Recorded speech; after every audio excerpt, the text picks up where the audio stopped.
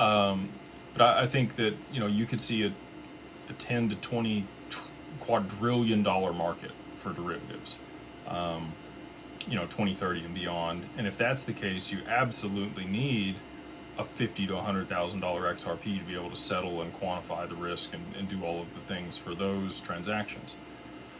So, very high price there. And then Flare is very interesting. Had Hugo on the show. If you guys haven't seen that podcast, I'd highly recommend going and checking that out here on the channel. Super sharp guy.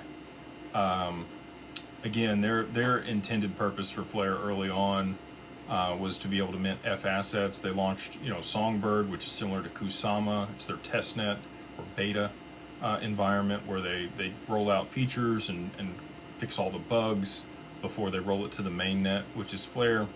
I really haven't seen S assets really take off. We've got the threat of F assets coming to market in the near future where you'd be able to, put your XRP up as collateral and mint FXRP, which would be a derivative of your XRP, that you could then, stake somehow, or swap for the stable coin that's issued against that on Flare's network and put that into the protocol, which is basically exactly what I'm talking about with some of these other derivatives for the stable coins.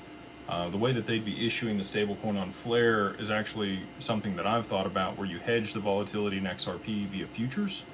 Now, if it's still extremely volatile, it's going to be difficult to do, but if you did have a high-priced XRP that was stable-ish, it's still going to have some fluctuations. You'd have a much easier time pairing that with futures to be able to mint a stable coin against XRP.